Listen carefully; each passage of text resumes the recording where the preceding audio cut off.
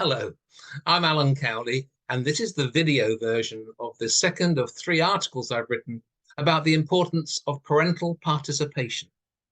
The title of this article is How the Experience of Homeschooling Could Be Improved by Parental Participation. One of the sad consequences of the high levels of teacher workload is that teachers tend to prioritize the immediate needs of their pupils, thereby sacrificing opportunities to use this time for their own well-being and professional learning. In this, the second of 3 articles, I'll explore how one simple but enduring misconception has not only blocked the benefits to pupil achievement, as shown in an abundance of independent academic research, but also unwittingly increased teacher workload and stress levels. I'll be exploring the need to provide teachers and school leaders with reliable research results and school-based evidence that prepares the ground for more productive and less stressful relationships with parents, and how a national strategy for the introduction of parental participation in schools can resolve this issue, remove a misconception that has been hindering the progress of the inclusion agenda for decades, and provide a workload-neutral means of delivering a parent pledge that both parents and teachers appreciate and support. It's important to point out from the outset that I'm by no means pointing a finger of blame here. One of the last things that teachers have time for is to read through research, but it is vital that those working in schools understand the importance of academic research that demonstrates benefits to their own well-being whilst improving outcomes for young people. Effective parental participation in their children's learning is a case in point. Many of the practices we have within the teaching profession have been around for generations, and it is an easy thought progression to think that if it's been here for decades, it must be working. Take the way we report to parents, for example. During one of my courses, I asked the question of teachers, if you have or had a school-aged child who does not go to the school that you work in, are you happy with the way their school provides you with information about what they're doing in school and how well they're doing? I haven't kept a tally, but most staff are openly critical and label the whole process as a total waste of time. No one is saying that the range of functionality provided by the parental engagement tools used by most schools do not provide invaluable, cost-reducing, and efficiency-raising benefits for both schools and parents. But it's only when we look at consistent findings that arise from decades of conclusive academic research that you realize there is some key functionality missing from those parental engagement tools currently being used in schools. The evidence shows that the missing functionality is transformational. It improves academic outcomes for the vast majority of pupils. It can narrow the achievement gap, improve relationships between home and school, reduce teacher workload and stress, and provide the parent pledge. The Parental Participation Campaign aims to ensure that this functionality is inserted into every school's parental engagement toolbox. This brings me to a misunderstanding we need to correct. There are 2 interacting points we need to consider here. One of the facts of school life that teachers and school leaders have become accustomed to is that communication between school and parents within the current functionality of their chosen parental engagement tool tends to be structured around that same direction, school to home.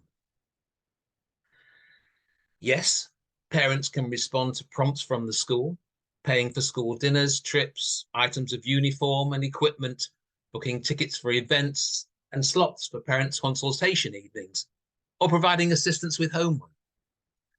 But by and large, parents are responding to a need expressed by the school. Naturally, other forms of communication are also used: telephone, email, letter, face-to-face conversation. And I'm sure that video conferencing now also features on this list. But as it is the approach most commonly used, one-way communication became the default purpose for communication with parents. Before the pandemic, the closest that most teachers came to the experience of remote schooling was setting homework, or work for pupils subjected to long-term absence due to illness or hospitalization. The widely accepted rules for homework are that it should only be used for consolidation of learning, revision, or providing challenge based on prior learning. But new learning should only take place under teacher supervision. There were many problems faced by schools as they battled to modify existing curriculum delivery at the start of the first lockdown. The way teachers adapted and devised appropriate methods of communication to provide and collect work, then follow up with feedback, became even more complex and have been well covered in the press and in some of the research as well. Essentially, the research agrees that the success of pupils to engage with the remote schooling provided revolved around parental income and access to individual devices connected to the internet.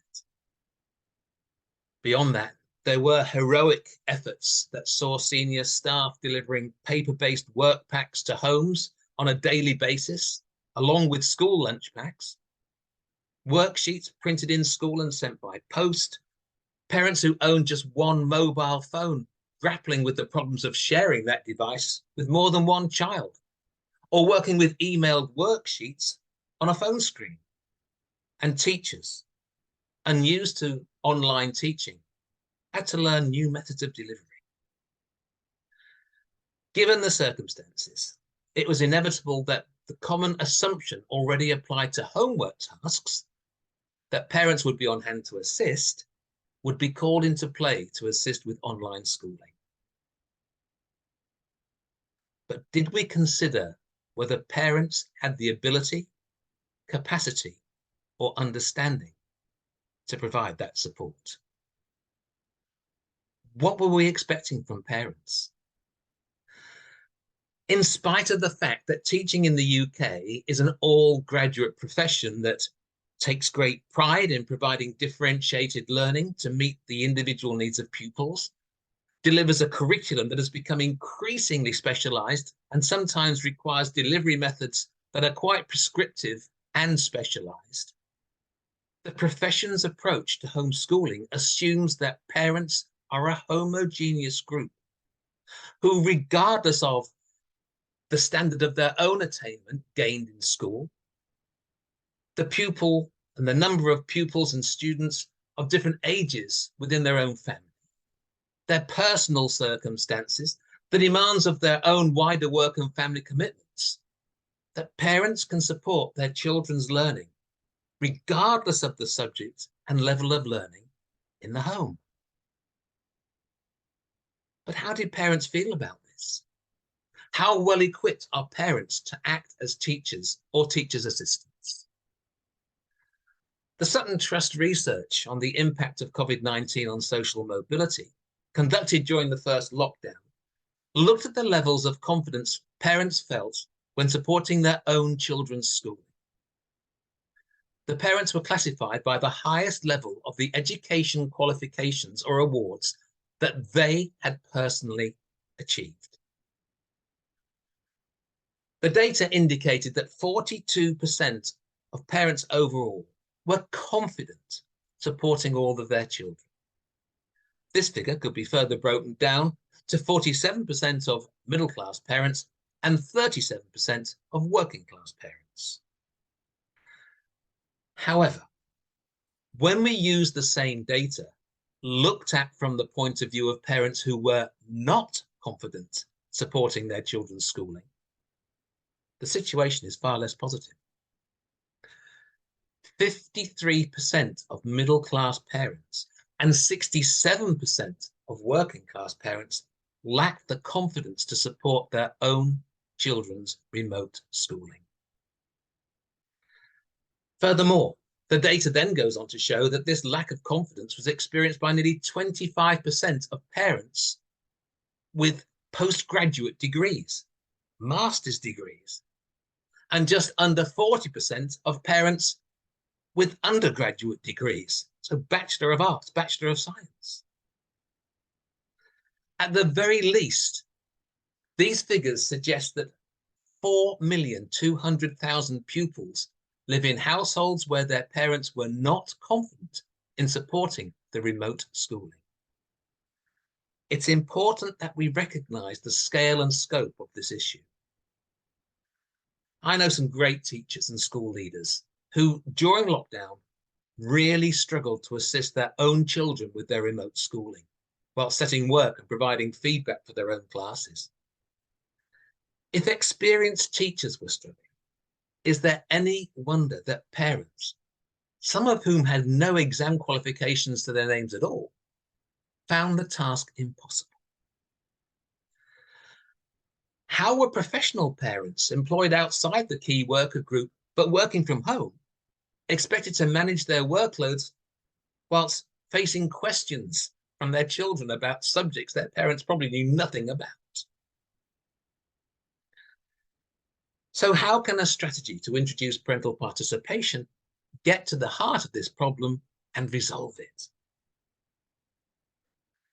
The problems created by the current approach by schools to their relationship with parents and the need to provide parents with information they can use to support and encourage their children's learning is recognised within the Centre for Social Justice's national campaign for parental participation. And to a large extent, the Promised Parent Pledge within the latest Education White Paper also. One of the most highly acclaimed research papers on the subject of how all parents can encourage and support their children's schooling says, quoting, "To be precise, the most significant factor was home discussion. Regardless of social class, the more parents and children converse with each other in the home, the more pupils achieved in school." End quote. And that was from research by Sui Chu and Wilms in 1996. As I will be demonstrating in my third article, the parental behaviour that delivers the benefits to pupil achievement is not associated with parents teaching their children, but parents supporting their children's learning through positive encouragement. It is an innate desire within us all, regardless of our background, to gain parental approval, which in turn provides the intrinsic motivation that drives pupil achievement and attainment. As you will see in my next article, a similar process within parents drives the desire to praise and celebrate the successes of their children.